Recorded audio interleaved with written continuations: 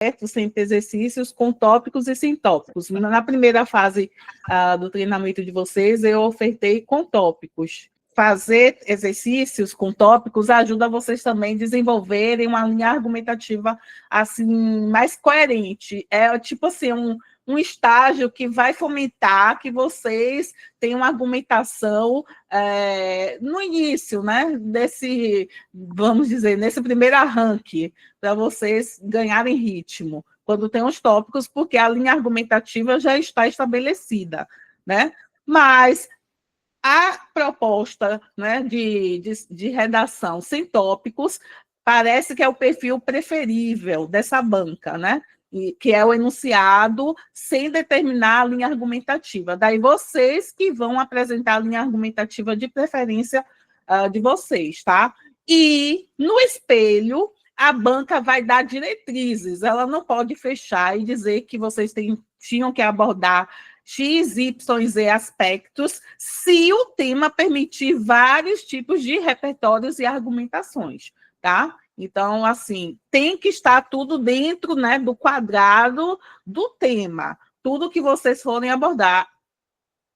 Porque, né, o primeiro quesito que vocês devem construir na redação é a coerência textual, a unidade textual. Então, do nascimento da tese para a argumentação, sempre tem que ter a coerência, né, a conexão lógica. Então, vocês não podem desviar dessa temática, né? Então, tudo fica amarrado. Mas, quando vocês criam a linha argumentativa, é vocês que vão escolher os repertórios que vão, né, dar o recheio dessa argumentação, diferente de quando tem os tópicos obrigatórios, tá?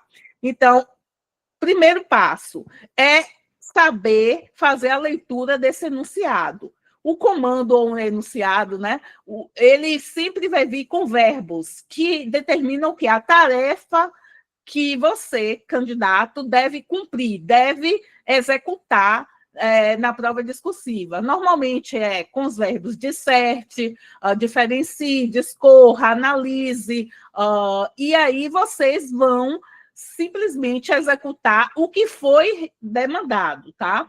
E, a partir daí, vocês vão continuar com a leitura, identificar o tema, as palavras-chave do tema, e se manter fiel a esse tema, desde a escrita da tese até a escrita dos argumentos. Eu estou vendo muito esse desvio nas redações que tem um conteúdo técnico. Por exemplo, eu tenho um exercício que é cadeia de custódia, objetivos da cadeia de custódia. Então, muitos alunos que estão comigo esqueceram de se posicionar na introdução com a tese. Fizeram um estilo de dissertação expositiva, mas a prova discursiva de vocês é uma dissertação argumentativa, então vocês têm que se posicionar, têm que marcar na introdução com uma tese. E a tese nada mais é do que a sua interpretação a respeito do tema. O que você entende sobre aquele tema, o que você acha, né? E dá o sentido, o porquê daquele tema. Então, é uma criação sua. E você vai fundamentar esse seu sentido com os referenciais científicos e técnicos ou a legislação. Mas é o que você entende, o que você interpreta a respeito do tema. Por isso que aí você vai usar as palavras modalizadoras, verbos, mas no sentido imperativo, ou fazer muito, né, o uso do verbo nominal. Isso é o verbo ser, né? Qualificar os fenômenos, qualificar, por exemplo, os objetivos da cadeia de custódia são primordiais para manter a lisura do processo penal, garantir a segurança e a apuração dos fatos, entendeu? E estou sempre qualificando, usando o quê? Predicativos do sujeito para atribuir uma qualidade ao sujeito, usando como ligação o verbo ser, né? Que é o verbo da oração nominal. Então, assim, é nesse sentido sempre, de dar o entendimento que você afere a respeito daquele tema. Então, jamais esqueçam, porque eu estou corrigindo várias redações com esse desvio. E, assim, se você não enuncia a tese, você não está dando um elemento central da dissertação argumentativa, que é a opinião. Então, sem opinião não tem coerência textual, a estrutura fica falha na introdução, porque é como se ela ficasse oca, sem sentido. Os argumentos estão ali, mas sustentando o quê? Que opinião? Então, perde toda a lógica da dissertação argumentativa. Então, precisam determinar a tese na introdução e os argumentos servem para fundamentar a tese. Vocês vão argumentar, que é fazer a explicação de que um repertório prova o seu pensamento com vistas a manter a validade da sua opinião, tá?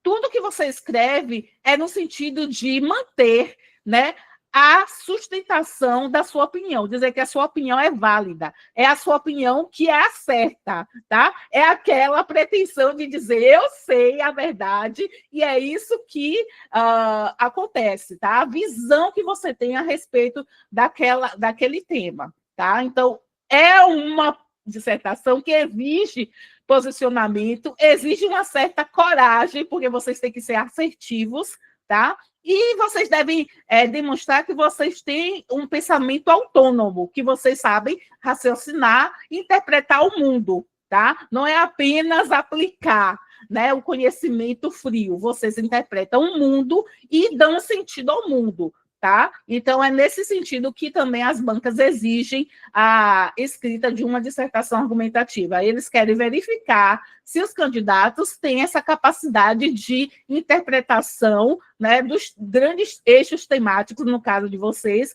que são eixos temáticos relacionados à função do perito criminal.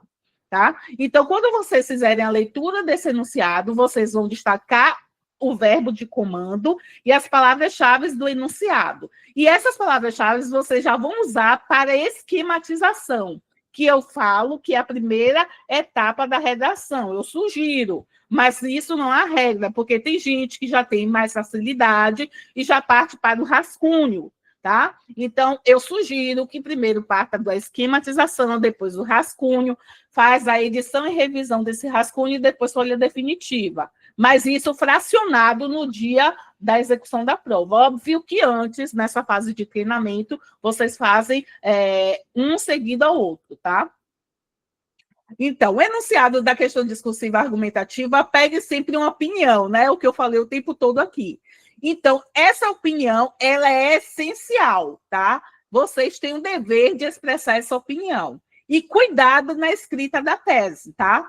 Vocês têm que sempre enunciar essa tese com um posicionamento, usar adjetivos, advérbios, aquilo que demonstra mais um posicionamento crítico, tá? Seja no sentido positivo ou negativo, tá? Óbvio, né, isso eu alertei na última aula, que vocês estão dentro de um contexto de concurso de perito criminal, que é um cargo público na estrutura da segurança pública. Então, já existe um viés, né, de entendimento dos grandes temas, direitos humanos. Então, óbvio que vocês não devem defender posicionamentos que violem os direitos humanos e outros valores que a profissão resguarda, tá?